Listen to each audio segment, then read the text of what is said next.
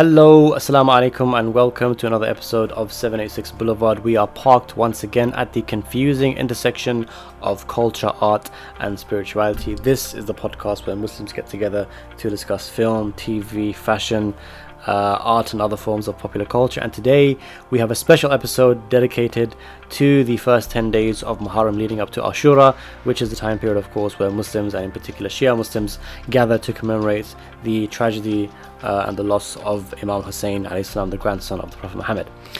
We are very lucky today to be joined by a good friend of mine, Ali Fadhil, who has been reciting poetry for the Ahlul Bayt and for the Epic of Ashura his entire life.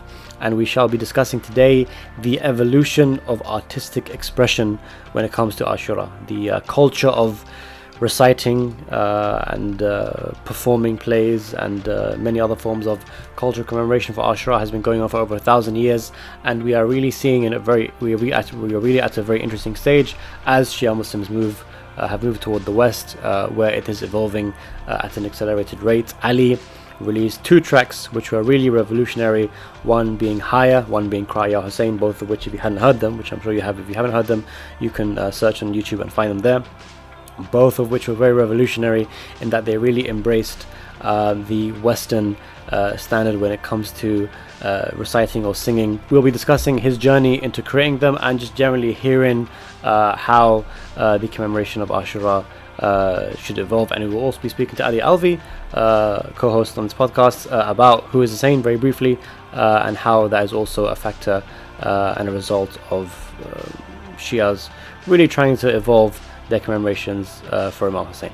Of course, we are in a solemn time, as the first of Muharram will be, inshallah, dawning on us very soon.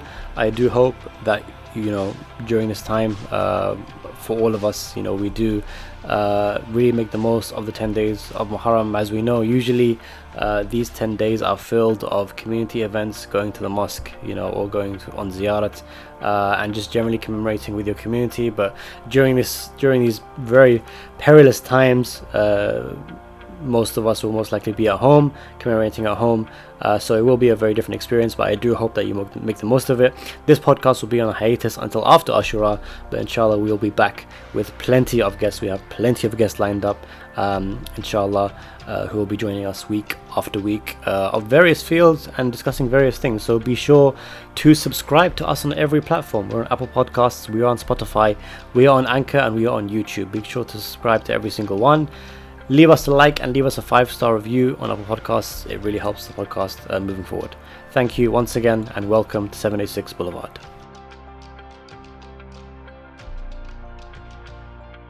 Ali Fadhil, Ali Alvi, Hasnain Ali, assalamu alaikum to you all.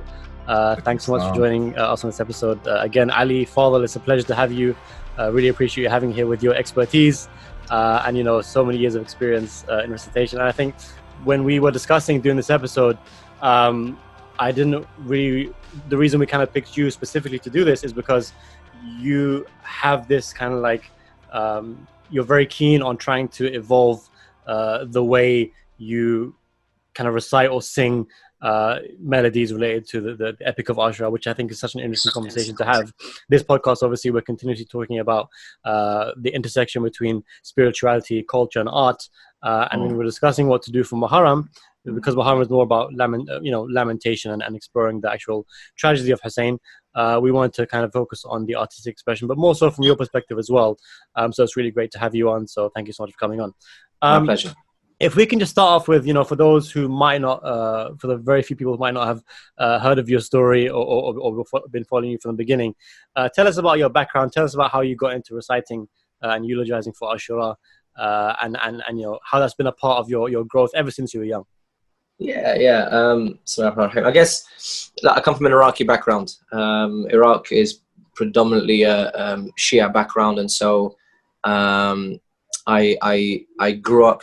I guess my father was a lecturer, so he would travel country to country speaking on behalf of Islam, speeches about Islam. My mother, actually, quite interestingly, is a reciter herself. So within the Iraqi culture, Iraqi Shia culture, excuse me, she would kind of go like house to house, more smaller programs catered for only the women, and she would be reciting again for the Ahlul Bayt, Ashura related, Ramadan related, and the Prophet related. And so I guess my story began by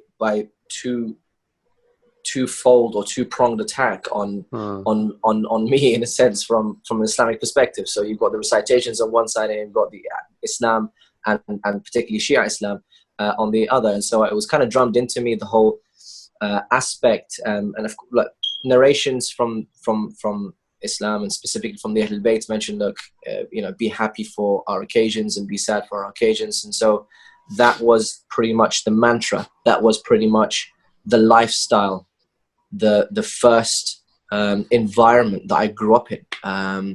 Happy occasions being the births of certain personalities within history, namely the Ahlul Bayt, and the sad occasions are the martyrdoms or the deaths of these personalities. And so the way that grief is expressed was in the form of poetry, and poetry being sung in a particular cultural way, and the cultural way was the Iraqi way. So it's a very, very niche, like when I say niche, I mean like Iraq, specifically Karbala, specifically an area of Karbala, and even the way the recitations, it's not really mainstream Shia, it's only for a certain percentage of Shia. So but I didn't know about the wider world. So when I grew up, I thought this was the world. I thought this was the Shia world. And so it was quite kind of an eye-opener, actually, when I grew up and I found out about different cultures and different backgrounds. And so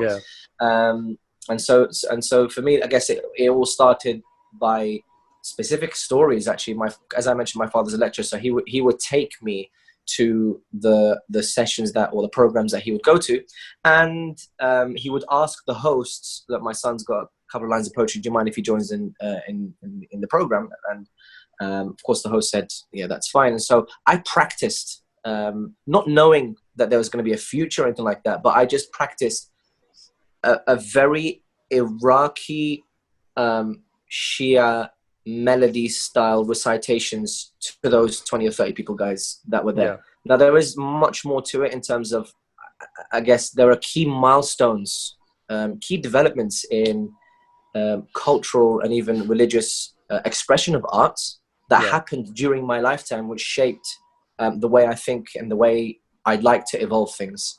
But essentially, that's a bit about the background in terms of where I started. So it's very, very important for, I guess, the audience to understand that the perspective and context. There's a perspective, and the perspective is Iraqi Shia kind of background. Yeah, I think it's just so interesting because people are born into it. People are kind of like raised into it often. But with your specific background, it was literally in your DNA of your house. I know literally pretty much everyone in your family recites. And I think generally when it comes to, the story of Ashura and Shiism generally, all Shias grow up on poetry. All Shias grow up on lamentations of the Ahlul Bayt. Hasnain and Ali, both of you, will remember growing up in, your local centers. Ali, 30 years ago when you were a young lad, growing up in your local center and hearing those lamentations, like all of us grow up on this poetry. We grow up on that cultural commemoration. So it's something that's so deeply entrenched in our culture. It's almost a part of our faith and religion in itself. The fact that we connect our relationship with the Ahlul Bayt and the Holy Prophet. We connect it with these poems. We connect it with these recitations. So tell me about starting to recite and perform in English, because I know that someone said something very interesting. He said every people's has their kind of music, has their way of singing, let's say, or reciting, whatever it is. People of Karbala and the people of Iraq generally have a very specific way of melody. They have a very specific melody, a very specific style of recitation and kind of like singing. And you grew up in that. And then what happened next is that with the kind of exodus of Iraqis from Iraq moving into the West, you had a lot of Shias coming into the West, Pakistanis, Iraqis, Iranians, all over. Now you had this influx of Shias coming into the West. Muslims generally had been here for maybe a few decades earlier, but now Shias were coming in and bringing with them their cultural commemorations. And as our generation started growing up in this country and in America, there became this movement of English poetry. There became this movement of reciting in English. So tell me how you got into actually performing in English. How did that start? So you mentioned something very, very interesting, and that's the mass exodus of Iraqis. I'm speaking on my behalf anyway. So for the Iraqis during the late 80s and early 90s, the majority, not majority, a lot of Iraqis came and settled into London, London, UK. And so what's important to notice is that for these families that came and settled into London, it's a new world, a new language, a new culture, a new heritage. There were many obstacles, many challenges. The first fear that they had was that for their children, how do they safeguard the future of their children? To them, they don't know about the culture of the West. All they know is probably from what they hear in the news or see from TV and media. And that is corruption, as an example, for their young daughters, it's an issue of the hijab. For their young sons, it's an issue of being astray from the path and getting into things that maybe it's not very good for them.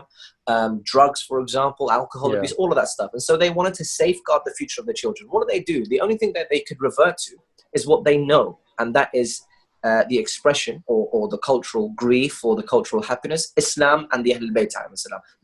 Their relationship with the Ahlul Bayt was so, as you mentioned, was in their DNA, and that's the only thing that they knew how to safeguard the future of their children, or safeguard, I say, in bunny ears, as I mentioned. So the key thing is they created a bubble around their children. That bubble was expression for the Ahlul Bayt, be it latmiyat or be it, for example, eulogies. And so every week, for me personally, every week I would be going to my local mosque. That local mosque, when I walk in, I still reflect on this as well. When I went to Karbala 15, 16 years later, it then dawned on me, it clicked. It clicked, like Karbala, this place that I go to every week is a mini Karbala. It's literally a mini Karbala. All of the etiquettes, everything that happened in Karbala happens in London, in this specific mosque.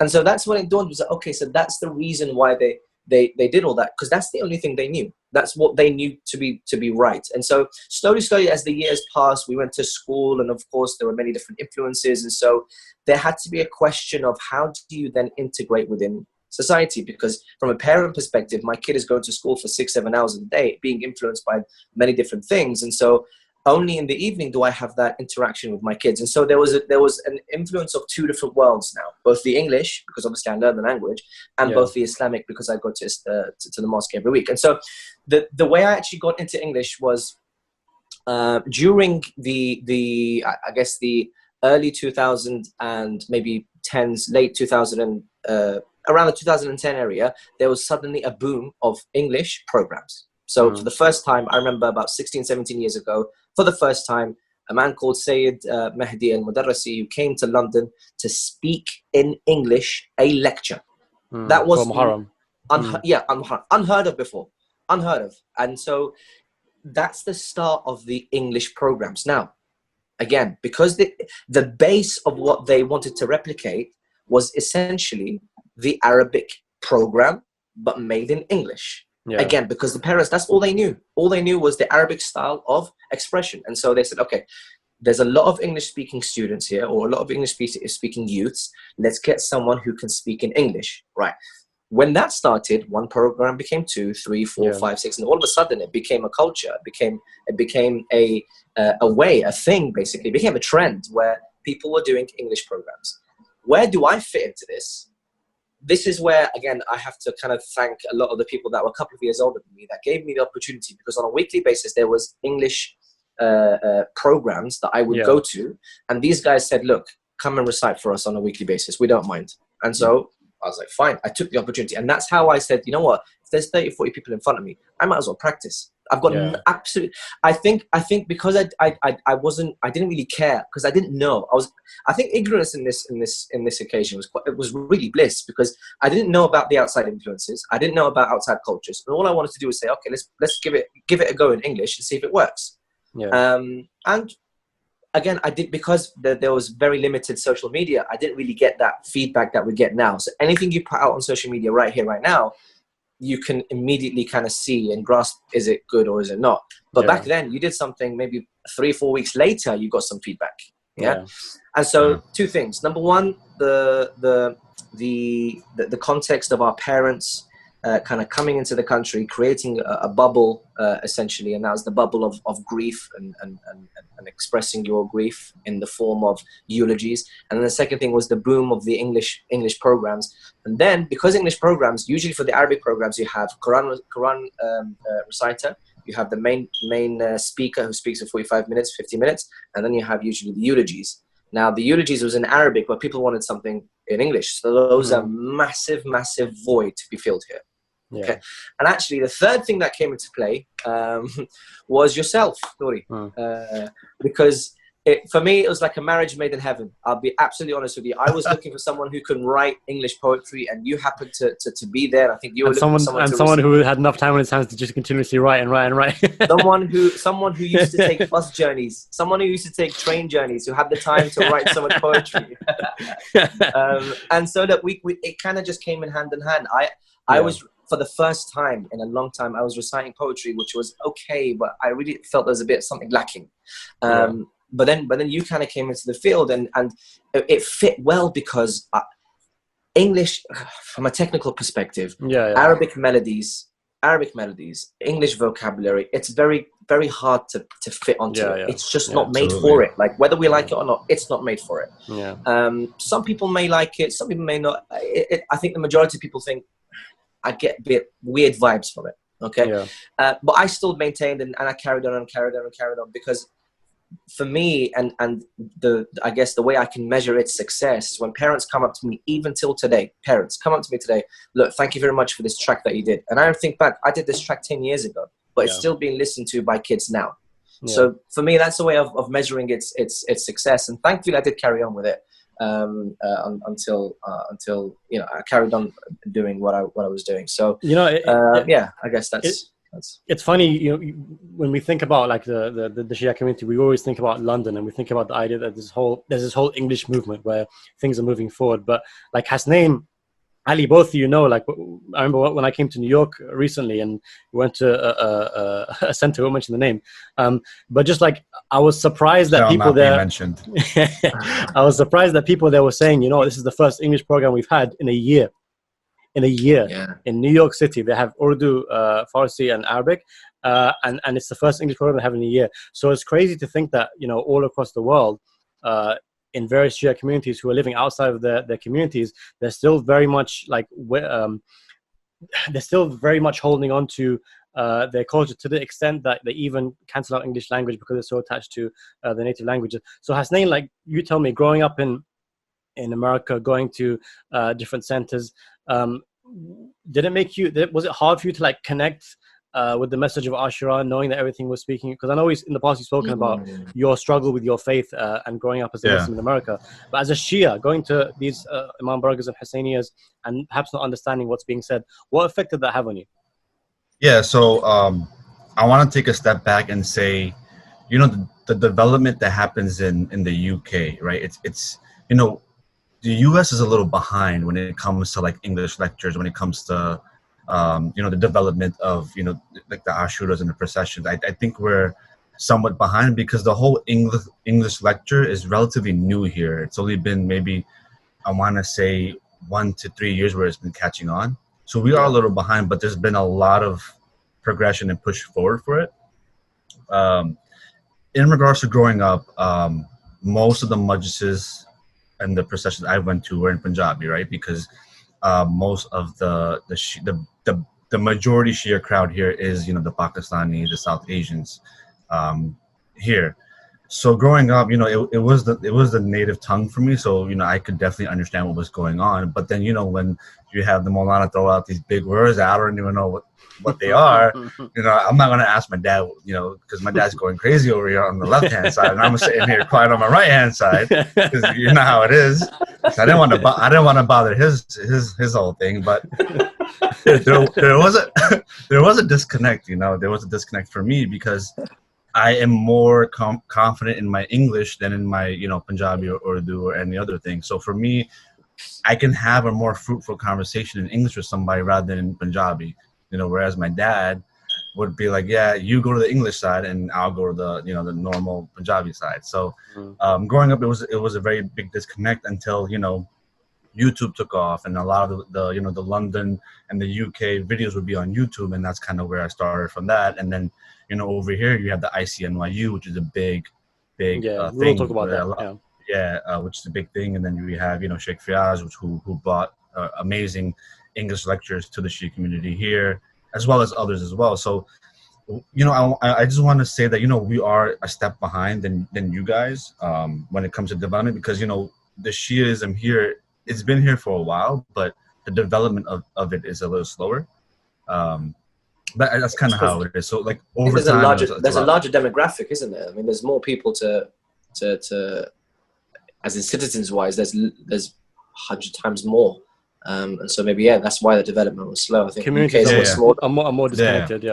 In London, everyone's like clumped together, but in America, everyone's kind of separated. That's probably why. That's probably a reason for it. But Hasnain, I want to get into Higher, but before I ask you about Higher, Hasnain, you've heard Higher today. I've heard Higher. I've heard for the first time. So he just heard it now. So before we get into Higher, I want you to tell me what your reaction to listening to Higher was for the first time. I think it was very beautiful. It was very different than what I'm used to as you know, as a filmmaker myself.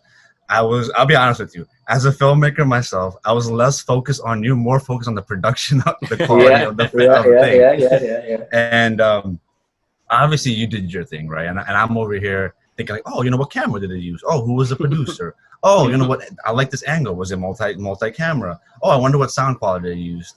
And then like I keep looking at that, and you know, as a filmmaker, that's what I'm looking at. But overall production, overall poetry, overall quality of it, it was beautiful.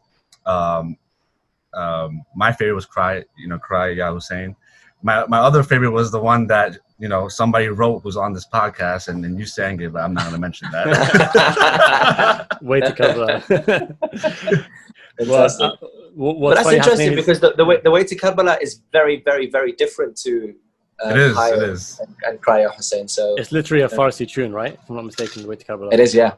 It's a Farsi tune. So, Ali, tell me about Higher, because I know we had this conversation in person before. I remember when you first released it, there was this kind of like, you tell this story about when you first premiered it in the mosque. Oh, yeah.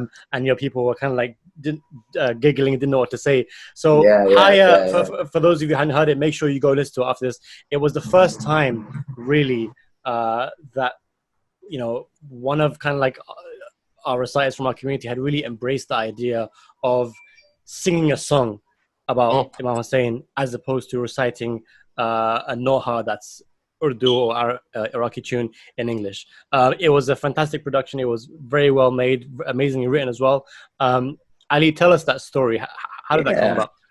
Actually, so I mentioned a couple of things that were milestones in my own personal development, and one of them was the boom of the English programs. And so with that also there was a lot of a new wave of APSOCs, so Ahlul Bayt societies within universities, and with that came more a debate around actually where do Shia's Islam then fit within the wider context of the Western views, and where do we fit, I guess, in the West? Do we, you know, there's some people who say, look, to hell with them, this is what we are, whether they like it or not, it is what it is. And there are other people who say, no, look, let's try and develop some new productions that they can at least understand.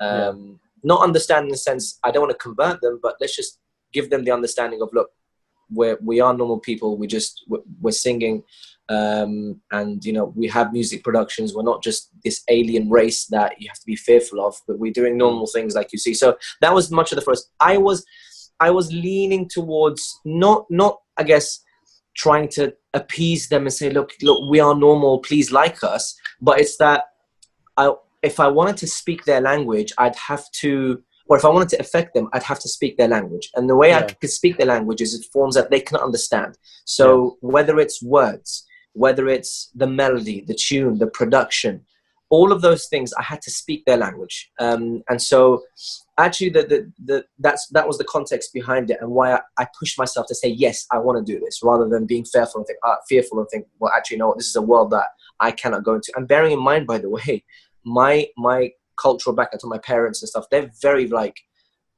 orthodox Shia, you can say. So everything's haram, and music is haram, and going out is haram, and everything is like, you have to really be careful, be careful, be careful.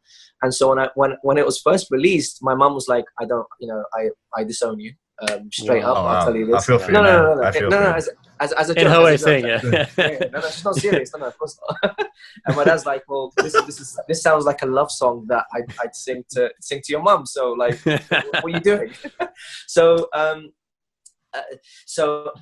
actually, what's interesting is a guy who was very much influenced by the rap and the R&B and that kind of culture. I'm not sure what the genre is exactly called, but let's just say the rap culture, who's influenced a lot by the American rap culture and that music industry.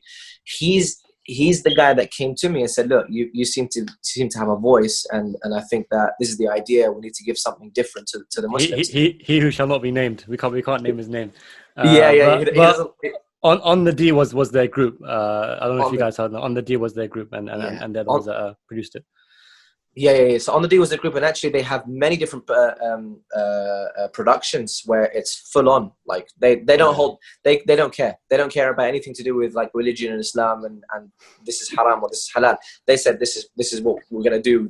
If you don't like it, don't listen to it. If you think it's haram, don't listen to it. Yeah. Literally, that's the best they were. So when he came to me and says, I'm not gonna go to the to the extreme end and say let's do something that's gone full on music and singing, but let's find somewhere in between where you're comfortable with, and we can really develop something that could be actually very interesting for the development of the Shias in the world. And said, and interestingly, when I first heard it, we were sitting in a cafe and we were talking about it, and he said, look, this is the song, and he sang it to me. I was like, what? I don't really like. I said it to myself. I was like, this is I don't really like it. I kind of didn't like it, but he's like, look, just give it time. Let's get into the studio, and then we'll see. So I went to the studio, and bearing in mind it was like an hour and a half drive every other day. I remember in South London, right? It's in South London, and so this guy, he was very different to my usual sound producers that I work with. This guy was very, very meticulous with tone and melody and pitch and everything like that. And to be honest with you, it's unfortunate, but the resource that he had in place, or he had at his disposal, wasn't that of the highest quality. He had to make do with whatever he was actually renting a studio. And so there was some sentences or some lines in each verse that I had to repeat like 17 or 18 times because he just was not happy with the way it was delivered. The problem here for me, and the major challenge for me, is that my voice box, from a technical perspective, is accustomed. It grew up 21 years, 22 years of traditional Arabic melodies. Tell me to recite something in the Eastern way of expression, Eastern way of singing. I can do that. There's something called maqamat, and I can hit anyone you want. Give me something in English, and I have no clue as to how to sing it. I don't know how to sing. I can recite in the Arabic way, but I can't sing. And that's why it was very, very difficult for me. It was reaching a point where I was like, listen, I can't do this. Like, I don't know what more you want me to do. I cannot do it. But he's like, look, stick with this. So when it was first released, again, the major fear for me was my background, my culture, my heritage. Sorry, just to pause, just for context, guys. Like, I think anyone who's like come across Higher now doesn't appreciate what it was like at the time to release. So now, for example, even like Hasnain here, he's like, oh, I think that's very beautiful. But Hasnain, like, if you were there at the time, like, this was the first time that anything that I can remember anyway, that something was released that was literally the first time you heard. Okay, that you're like, oh, that's a song. And back then, like, it was such a taboo. Like, no one had ever, from my recollection, sung, especially someone who was an established reciter. So you can imagine that was the context. Ali, sorry, continue. It was a shock to their system. And again, because of my ignorance, I didn't know, and I didn't really care what people thought. But my only issue was that, again, because of my background, I thought maybe I need to justify, maybe I need to explain the context. Let me contextualize it, and that was the biggest mistake I did. On the day when it was released, there was a gathering. It was an Ashura program. There was a gathering with maybe, I don't know, 300-400 people in front of me.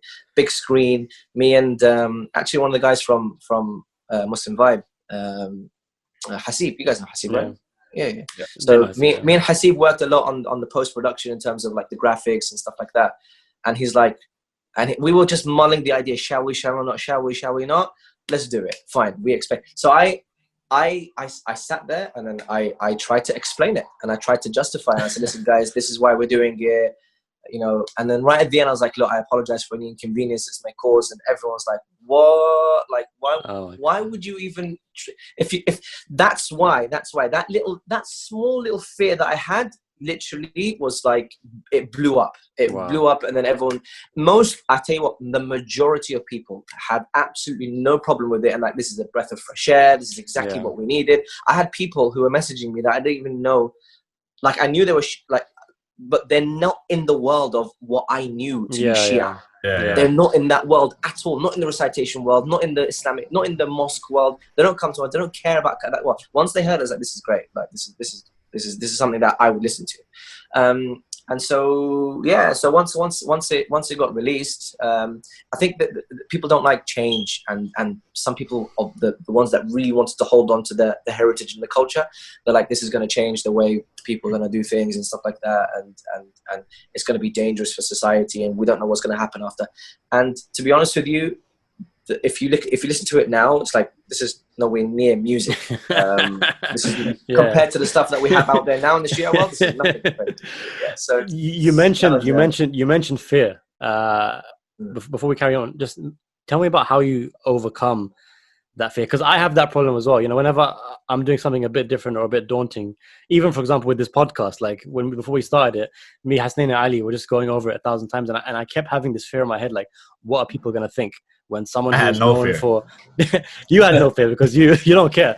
But me, like the thing is, like, I'm like, what are people going to think when someone who writes poetry about the Ahl Bayt suddenly just does a podcast about film and fashion and culture? It's so random. Or even forget that, when I first started working for the Muslim Vibe, for example, you know, I had that fear as well. Like, what are people going to think when I'm working for something that is so inclusive of all kind of like different identities of Islam, right? So I've had an issue all my life where I have to figure out how to overcome that fear. For you, how do you overcome that fear whenever you want to do something daring, something new, something that you believe in, but like there is that bit of anxiety before you share it, and you're worried about how people will react? I guess it's just because I carried this ignorance throughout my life. Like, I've never been too much. Right now, I care about for example, Hasnain's feedback. That's what I care about. I care about someone who can actually constructively give me some feedback and say, look, maybe the production in terms of the camera style or in terms of the sound quality here and there. That's what I really care about. But that is few and far between. Not a lot of experts in the field actually do give that kind of, that I don't receive that. Maybe they do that, give that kind of feedback, but I haven't received it regarding my work. And because I don't receive it on a regular basis, I genuinely, I don't have anything to lose. Like, like, I don't know, like my job's not on the line, or for example, my reputation is not on the line or anything like that. Because I feel like I don't have anything to lose, and it's only going to benefit, because I know for a fact it's only going to benefit, because the majority, the thing is what I used to fear of a lot is, and what people used to tell me, oh, don't do Arabic, people used to tell me, don't do English to Arabic melodies. Then I analyzed who actually told me this. Who is it that's giving me the feedback? It's the people that are directly around me, the Iraqi Shia population, the Iraqi Shia society. These Iraqi Shias, they don't want to listen to English. And so they're obviously going to tell you, this is going to sound bad. Yeah. So my first point of feedback is the people directly around me. If I take what they say, then I'll never be able to progress, because I'm always going to be relying on what these people are telling me. My feedback, what I would love to hear is what the outer world is saying. What is the world, from Australia to North America to South America, wherever it is in the world, what is their feedback? How do they like it or not? And so that's why I said, listen, what's the world going to say? Not the Iraqi guy that's sitting in the mosque. I don't care what he says. I don't really care. If he likes it, he likes it. Again, and it's an issue of, if they like it, they like it. If they don't like it, I have absolutely no problem with it. It's a mindset, basically. It's a mindset that you have, which is kind of like how you deal with it, right? Yeah. And I guess in my culture, go for it. Because I've kind of secluded myself from I used to do a lot of, I guess, outreach program work and volunteering for different communities, and you know, I guess mixing with a lot of different backgrounds and hearing the feedback firsthand. Now, in the last 5 or 6 years, obviously with family and kids and work and trying to balance all that with doing productions and development and developing new songs and stuff, I don't have time to hear the feedback directly from the people. And even on social media, if I do get the feedback, it's usually just based around, oh, this is nice, this is nice, this is not nice. Yeah. It's not very constructive for you. It's not really constructive at all. So whatever, man. Whatever it is. Yeah, there's one thing I wanted to say that correlates with this. So me and Ali, a couple of days ago, we were listening to this qawwali that was about Imam Hussain, right? Right, Ali? Oh, yeah. And you know, the individual that introduced us to this, you know, he was just like, you know, the person who's reading this qawwali is reading about Imam Hussein's story in kind of a qawwali tone, which, you know, a lot of people might have you know, a negative thought on it, but he brought up a really good point. What's qawwali? Sorry. Traditional Pakistani or like Sufi type of music where they sit down and they have, I don't know, many different instruments, but do you know? Basically like guitar, but like saying Ya Ali and reciting verses. Okay, so it's like a song, but they mention the verses. Sam Yusuf recently has taken this up. Sam Yusuf is choir behind, not choir, but he's got like this thing behind him. They're all sitting down in a particular dress or a particular style, and they got these little instruments and stuff. But there's but there's various degrees of it. So some are like really like songs, except literally just the only difference is that they're singing about the Ahl Bayt as opposed to singing about love and stuff. So basically, what the individual who introduced me and Ali to this qawwali said that, you know, a lot of people might not like this, but this individual who's singing it is introducing the story of Imam Hussain in a different light for those who wouldn't necessarily go to the masjid and listen it that way. So he's tapping into people who would never sit in a majlis to listen to this, who would probably listen to music. Well, I'm going to get into your ear by something you like and teach you about Imam Hussain by singing a song about him. So the reason why I bring that up is because, you know, that's kind of what I take away from an individual like you know, where you might get negative pushback. Well, you're reaching individuals who would never be in that space to begin with. And so I think that's something you should take away from this as well. That's a positive note that you should take away from this. And that's kind of how I take my film for that too, you know? Yeah, it definitely had an impact on the wider audience for sure. I mean, I still remember there was a tweet, I don't know if you remember it, one of our mutual friends tweeted that I believe he was in some sort of conference hall in DC in Congress or something, and he said, I saw someone playing your track. Hopefully it wasn't for like defense research or something, but hopefully it was just for, you know, because they were enjoying it. But I think just, you know, seeing that and hearing that is so amazing. But I do want to touch on that. I do want to touch on that topic as well, because there is a whole conversation. Ali, sorry, what were you saying? No, I was just listening to how you guys are talking about how if you go and do something out of the ordinary, out of the box, and try something different, you're afraid of the feedback. But yes, that's what you're saying right now, but look at what you guys did to begin with. You went from Iraqi or Urdu poetry and started English.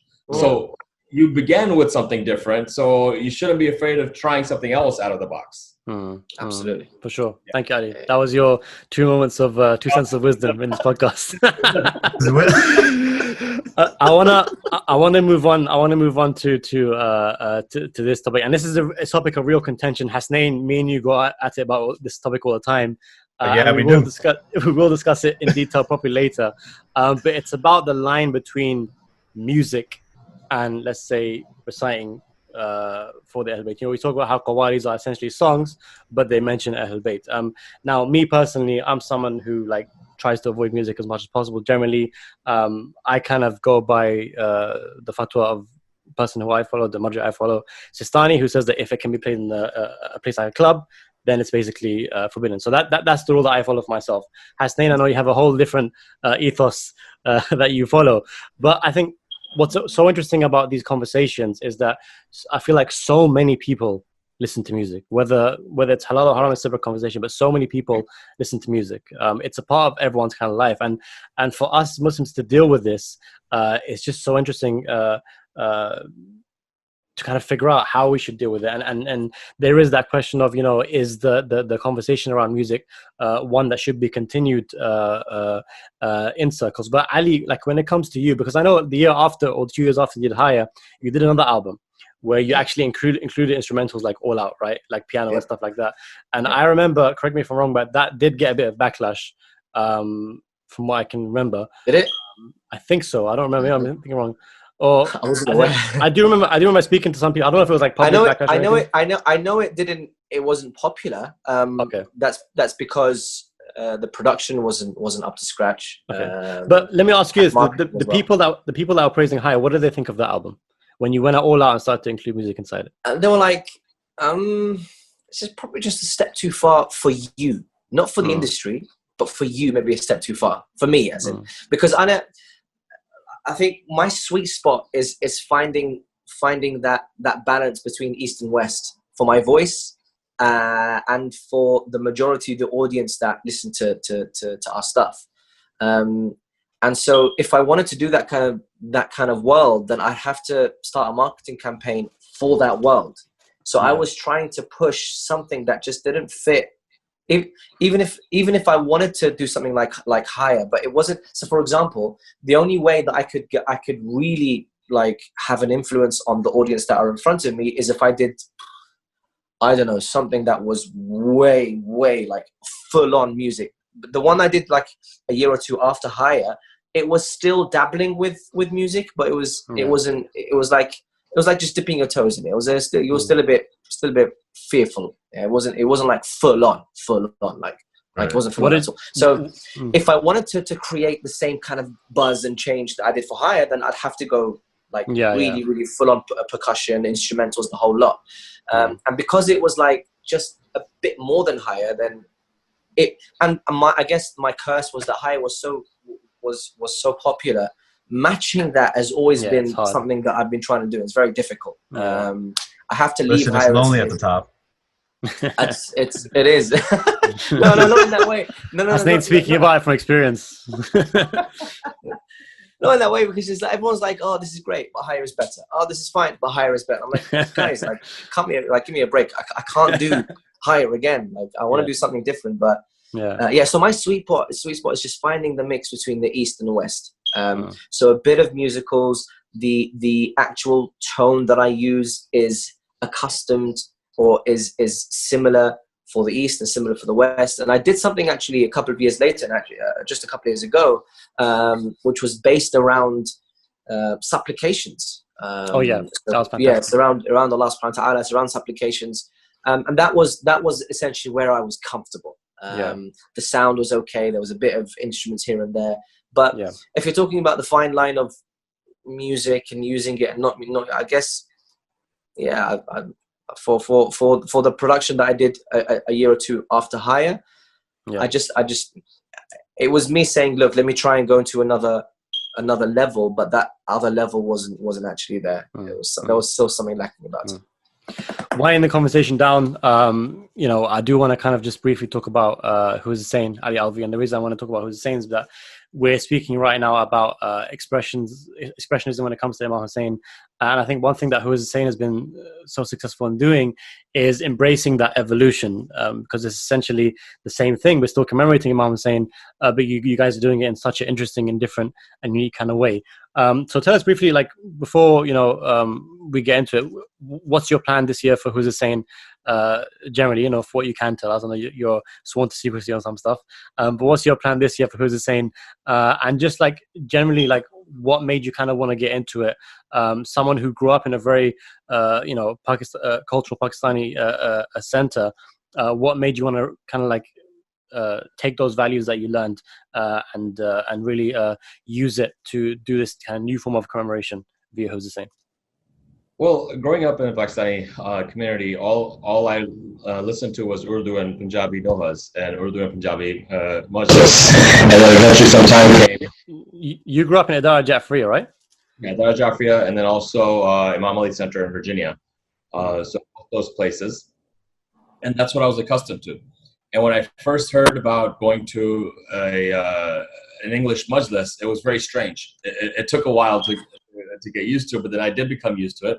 But I was still hung up on the nohas in Urdu and Punjabi. So even today, it's I'd rather listen to that than to listen to it in English. It just connects better for me because I'm 30 years older than all of you guys. That's why. But having said that, as I was growing up, there was actually a lecture going on. And in the lecture, before the Sheikh got to the Masab, he said, listen, I'm not going into Masab right now, but I want to make a point. He said, when Imam Hussain was standing there on the plains of Karbala, and he said, who is there to help me in my mission? Hal min nasi yansuruni. Who was he talking to? If Abbas is gone, Ali Akbar's gone, like everyone's gone, who exactly is he talking to? And he just paused, and everyone was sitting there quiet and listening. He made a very good point the way he did it. And he said he was talking to you and I. He was talking to the generations to come, not just the people that were there.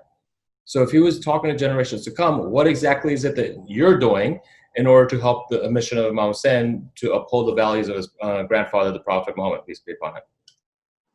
And that's something that made me reflect, okay, what exactly am I doing every day? Because we say, yes, if we were there, we would be there to help, fight, protect, do what we have to do to carry out the mission. But he's asked us that question, and what are we doing today? So at that point, I dedicated myself to doing something about it every day, every month, so on, right? So some years later, I came upon Hussain. I started working as a volunteer, and then obviously from there, I ended up taking over the New York team and so on. But what Hussain is doing is actually bringing the message of what goes on in the mosque outside to the general public. We don't tell people who Imam Hussain is, who will? We have an opportunity to do it by doing community service work, by doing humanitarian efforts that we do all across the world, along with sharing the story of Imam Hussain. I think that's an excellent way of carrying on the message and carrying on the mission. So Winding it down as a final question. Sorry, Ali. I said that answers the first question. I think there was a second question as well. I think just if I can interject, I think that really resonated with what I was thinking that a couple of years back as well. And even if you notice with what I wanted to do was to say, look, I want to produce something that doesn't have Imam Hussain. I didn't want to have as, for example, alayhi salam, or for example, a lot about Karbala, because there are certain terms that the non-Muslims don't really understand. They don't understand what alayhi salam means. They don't understand this. They don't care who it was in terms of it was this governor or that governor. They just want to know the principles. What are the principles that we can connect with? Exactly. Freedom and oppression and justice and hope and love and all that stuff. And that's why I wanted to go into the field of creating some work that the Shias can connect with, because it's still regarding Imam Hussain, and non-Muslims can also connect with in a way as to say, well, look, this is about this. I can just give it to him and say that this is a song about love. And he'll still get the message. I mean, I think it's very interesting because, like, even forget the terminology. We live in a very secular society. We live in a society where people don't want to be told about religion. They don't want to be preached to and told, here's heaven, here's hell, here's God, here's how religion is. They want to be shown principles. And I think right now, especially just as a final conclusion before we conclude, right now, of the first episode we had in this podcast, Hasnain and Ali, we spoke about like the Black Lives Matter movement and what was happening in America with social justice. Right. And, I feel like these are people who, if they were given the message of Hussain, would grasp onto it like that. I'll never forget one time that I was in California and Sayyid Mustafa Qazwini, who runs the center there, brought a priest. She used to be a Christian, but she became a Muslim, a Shia Muslim. And she was telling me that she goes to impoverished communities, African-American communities all around the world, all around America, and she tells them the message of Hussain. She tells them what happened in Karbala. And she says, everyone in the crowd says, how can that happen to this guy? If I was there, I would stand up for him. If I was with him, I'll be fighting with him, because what they did to him wasn't right. We know mutual friend of ours, Mateen, who sends books about Imam Hussein's and Ashura into prisons, right? And you get all these hardened killers, who are in there for life, sending letters to him saying, now I believe I am a lover of Hussain. Now Fatima Zahra is my mother. It's crazy how much people connect with this message. And all we really need to do is just share it with them. That's all we need to do. The same way, Ali, you're doing, by trying to find that right way of recitation. Hasnain, for your filmography and your work, and Ali, through his Hussain, we're all trying to bring that message to them. And I feel like, the more we do that, the better the world will become. United in the love of Hussein. It's so funny because when you tell a story to a Shia or even a Muslim, and you tell them, oh, look at this convert, he's converted to Islam, and they're like, oh wow, it's so amazing how you've converted to Islam or reverted to Islam, and what was your message? Tell me about your story, and it's so amazing that you do that. But then when you tell them, oh, I did it through music, I'm like, what? Yeah. Is that how? Oh, okay. So it's funny because they want people to come into Islam, but they don't want to create any work or any production, or they're fearful of change. That can be the defining factor between someone actually converting to Islam, or even removing misconceptions on Islam and saying, okay, you guys are all right. You guys aren't terrorists or killers or whatever it is. Even God says in the Quran, speak to people in terms of the prevalent culture or language at the time, right? So I think that's something that we need to take on board. As a final question to each and every single one of you, Hasnain, I'll start with you. It is Muharram. This episode is releasing just before the first of Muharram, and all of us were raised on commemorating Imam Hussain every single year. This year will be a bit different, obviously, because of coronavirus and lockdown. We're kind of stuck inside and commemorating in our homes or in seclusion. Hasnain, what does Imam Hussain mean to you? Heavy loaded question, but I guess you can. Yeah, it is, and I don't want to say what I want to say because I said it plenty of time in the past. Yeah. But Imam Hussain basically is like the role model you want. Is basically, without him, I honestly believe this with wholeheartedly, because of what he said during the Ashura times, where he said, "Send my salams to my Shias." And that always breaks my heart when I hear like the Sheikh say that. Imam Hussain it's basically who you are. It's a stamp on, this is me. I am a Shia individual, and without this individual, I would not be who I am today. If that makes sense. That's the only way I can explain it. It's very difficult. And every time I think about Imam Hussain, I think about that specific line. Send salams to my Shia. It's just like even back then, he's thinking about us today. Ali Alvi, your turn. Life. Like, that's it. That's life. Nothing more. Simple answer. That's it. Simple but powerful. Not a few words. Ali Fadhil, before we leave you and let you go and conclude this podcast, I just want to say that, obviously I appreciate you. Your work is fantastic. Your drive is inspiring, and everything you do inspires all of us. You tell us, what does Imam Hussain mean to you? I wanted to avoid this question as much as I could. It's really, really difficult. For me, I think kind of echoing the same words as Hasnain, in the sense that my world has been shaped by his story.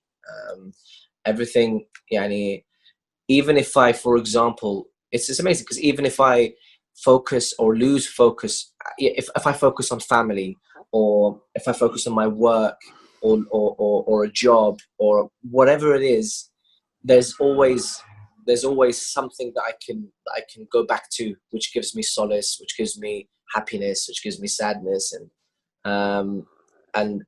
for that, it's very difficult to imagine a world that he or even the Ahlul Bayt didn't even exist. And so I guess for me, it's just it's shaped, as Hasnain's shaped who I am and the way I think and the way I see things today. Yeah. Well done. Ali, it's very difficult. It's very difficult to give such a powerful, because I think it's very intimate. It is very intimate. Yeah, and it's funny because even like with me, like when I go for ziyarah, sometimes I think about it. I don't even know what the answer to that question is. I can't translate it into words. All I know that this is it. This is what it is for me. It is. That's the best way to describe it. And I think that's the perfect place to leave it. Ali, thank you so much for joining us. Really appreciate it. And inshallah, God bless you with all your work. Ali, Hasnain, we'll see you guys again soon. Thank you guys, and inshallah we'll see you all again soon. Assalamu alaikum. Thanks for having me. Thank you. All right, that was a really fascinating discussion with Ali Fadhil about the cultural commemoration of Ashura and how it has evolved over time and how it will continue to evolve. Again, like I said at the beginning of this podcast, the month of Muharram will soon dawn on us, so I do hope that each of us can really make the most of it and take on board the lessons of Imam Hussain and the stand against tyranny that he really sacrificed everything for.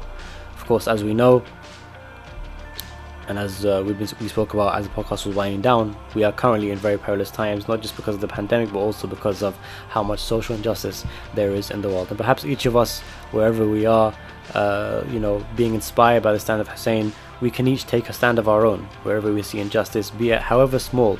When we're leaving our houses, we see in the street, or we see in our community, or we see on a wider level, we can each learn from Hussain and take a stand against social injustice in the name of Hussain.